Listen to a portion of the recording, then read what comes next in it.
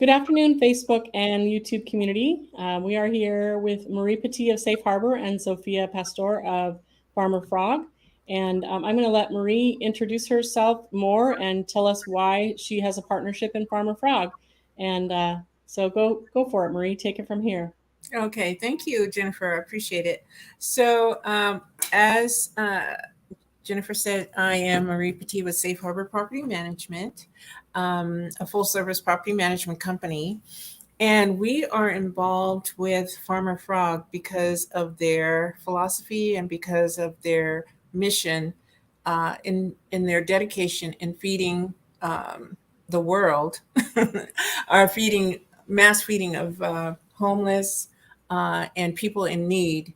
And so we have the same kind of spirit as far as helping people, making sure their housing is appropriate for them. And we really do feel in giving back to the community, not only in housing, but also in food communities that need that. We also, I am also dedicated to Farmer Frog because farming is like the backbone of the country, and it is something that we all need. Food. Food is just as important, if not more important, than housing. So that is why Safe Harbor and myself are committed to Farmer Frog and want to support what they're doing and be able to let people know far and wide, so that Farmer Frog can garner support as well. So with that, Sophia, can you give us an update on what you're doing now? Thank you, Marie. Yes, and first and foremost, we absolutely appreciate all the support, Marie, and you and your team are a very important pillar for our organization. You being on the board of directors for years now, and providing very strong and meaningful support through sharing your wisdom and encouraging words, because there are, you know, good days, better days, and then sometimes hard days. Mhm. And it's amazing to lean on you and other directors as well, who are there and holding us up and encouraging us that, yeah, this day will also shall it will pass, and then another good one will be around the corner, and it always does come. Mhm. We have still challenges because simply there is not enough food. The need is so great, and it's growing exponentially now with the cost of living just really running away from folks. And we see more and more people right now. Currently, when I look at the window, there are seven. We just loaded a semi truck actually that's going down to Pierce, Thurston, Clark, Pacific, Lewis, Mason, Grace Harbor, um, Clallam, Jefferson counties. So it's a big load, 43,000 pounds of food going out on that truck alone. We had box trucks beforehand, and I have now seven cars waiting in line that are actually moms with kids, and they are here Mhm. for the smaller portions, right? Mhm. And and it just keeps coming and coming. So we need definitely more food, more help, of course. We have a lot of wonderful things happening.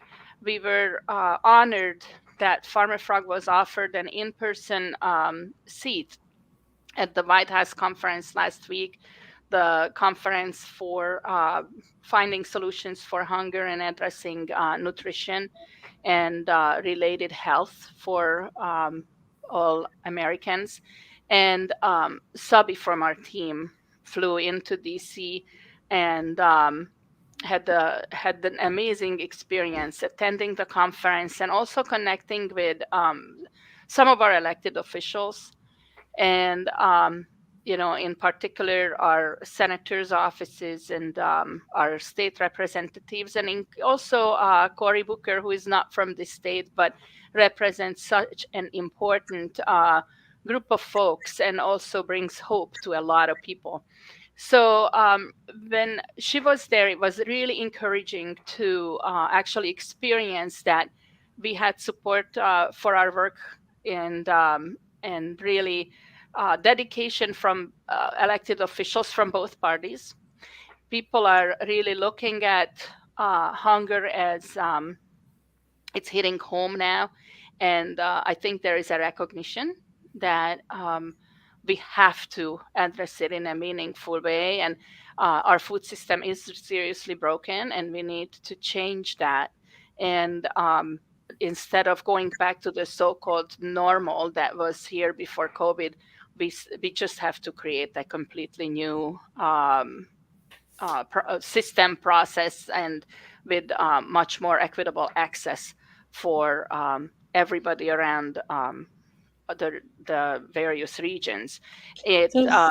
Sophia, I want to interrupt you really quickly. Can you give the numbers that you shared last time we talked about the volume of food that you deliver every month or year, and to how many people in the Yeah, Pacific Northwest and Washington State area? What is your breadth of service? well, we now have crossed 160 million pounds of food and supplies that we have directly managed. And we just had a conversation earlier this morning, hoping to have support with actually food that is often rejected from stores and whatnot in all 50 states. We are currently directly working right now, like today. We have projects in Alaska, in the state of Washington, of course, in Oregon, California, Idaho, and Montana. These are just like what we have as we speak right now. But in the past almost 3 years now, we've been working directly in 36 states and supported over 3 million people. So that's 1% of the nation. That's a lot of number. So when we're talking about weight, it's food, it's water as well, and supplies that are essential, because we have to remember that especially folks who have housing issues, or any sort of transportation and other type of mobility challenges, other supplies can become also critical. So we do what we can to provide some relief. Mm-hmm. Wow, that's very impressive. 160 million pounds of food and 3 million, which is 1% of the nation, 3 million people, Mhm, mhm. individuals. Is that right? Yes, yes, Wow. And you're based here in Washington State, right? yes, we are, and we are actually, our operation isn't that big because we invest into people, so we provide livable wages to all of our team members, Mm-hmm. and we keep the actual site and facility highly functional but lean. And Mm-hmm. we also find that warehouse spaces can often become dead zones, so to speak, where supply and food comes in to die, and it becomes the storage. And then how folks who have a lot of stuff stashed away, and then they always eat the almost expired stuff instead of the fresh and good stuff. Mm-hmm. We don't want to go that route. So the people who we are servicing, they expressing the biggest need, which is they need fresh. They are used to the expired long time ago, and barely edible stuff that often is what gets donated or provided. So we move things quickly. We typically get 100 and 150,000 pounds in the morning hours and get it out by the afternoon that day. And we really prefer by Friday afternoon to be completely empty and never house anything over the weekend.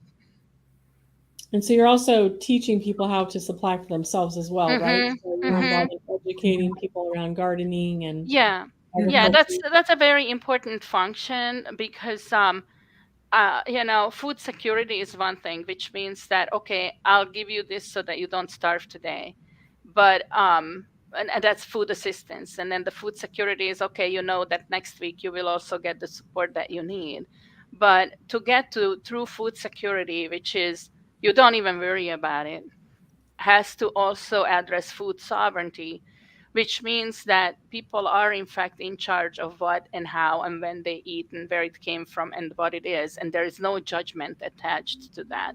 So people going back to their ancestral roots and learning again the traditions and how to grow and what to raise or how to hunt, whatever that food is very important. And that's it starts, when we start talking to people about here's a packet of seeds and this is how you can grow something out of it. And two, we have been, as Farmer Frog, very involved with the schools Hmm. and teaching the children, in their gardens and so forth, and that's been very successful as well. Yeah. And after COVID now, it's starting to come back. Not all schools are Hmm. ready, but Right, more and more, more and right. more. Yeah, Hmm. yeah. So That's our educational team is in the past. definitely engaged. Yeah. Hmm. Wow, what a valuable service you're providing. That's amazing. And do you partner with other food giving Hmm. organizations as well? I think I Yeah. remember you talking about a network of support that Yeah. exists.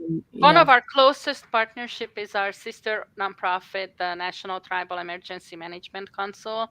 And the two of us have now started to create the fresh food coalition, which is over 400 organizations in the region and coming together to address true food security and food sovereignty, and essentially um, provide economically viable models to true solutions. Because you know um, until people cannot purchase their own food for wages, for prices that provide livable wages to the farmers and the farm teams, it's not truly secure food. So we have to really look at all the layers.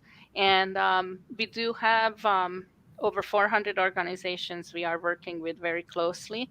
These vary from very small, not even official groups and nonprofit organizations to large, well established groups and organizations, school districts, churches, healthcare facilities, and down all the way again, to the little neighborhood group that helps the local seniors and elders, and then everything and everyone in between, tribal governments and agencies, and just lot of faith-based organizations from all walks of life, and from all of the entire state of Washington.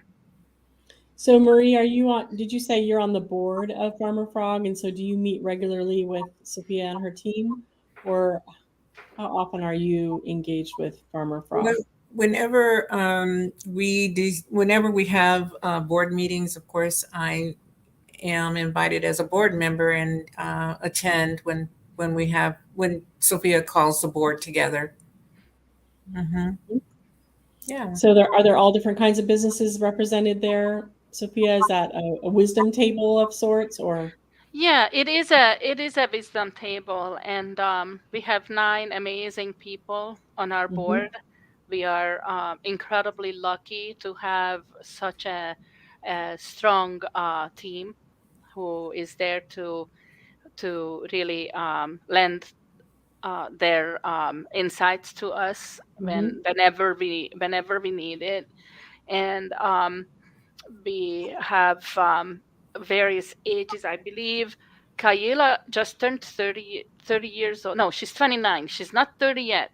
So yeah, Kayla is our a younger board member. And then we have our president, Sufaya to Isaka, who is actually 27. So we have young, amazing people, as well as Sudhir, who is our oldest board member, and I believe Sudhir is now 70 or 71 years old. So, we have, which is really powerful.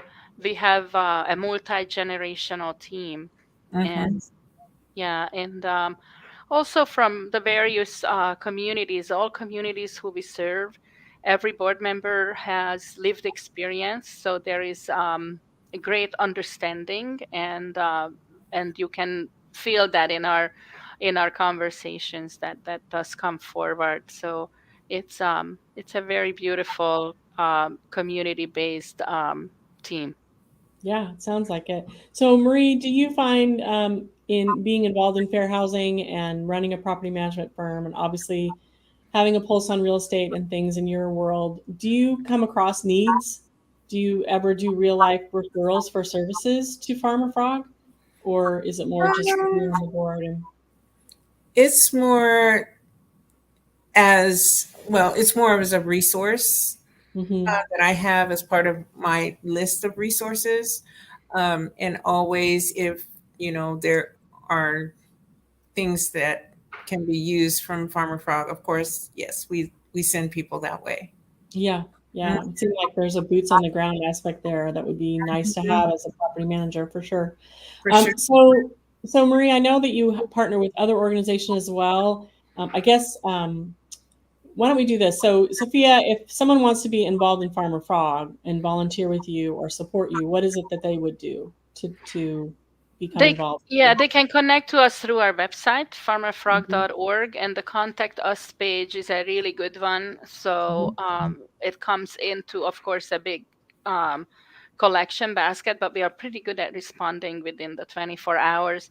And we sort it through from there, because some people will ask about curriculum. Since we support teachers, we are a certified clock hour provider, STEM clock hour provider to teachers in the state, and mhm, maybe that's what their interest is, or the school garden, or whatever, mhm. how they can have their kid attend some of our fun camps or events, which we also do during the school year on some of the weekends and school breaks. Or they need help with food, or they want to volunteer. So we sorted that and direct it within the team, so the right it gets into the right channel and the right team gets back to them. Yes. Okay. So they can reach out on your Mhm. website, Yeah. farmerfrog.org. And Marie, how about you? If I'm an organization, I want to partner with you. Mhm. How would I get a hold of you, Marie, to learn more about your involvement in the community and safe harbor property management in general? Well, also, you can connect through our website, which is safeharborrents.com.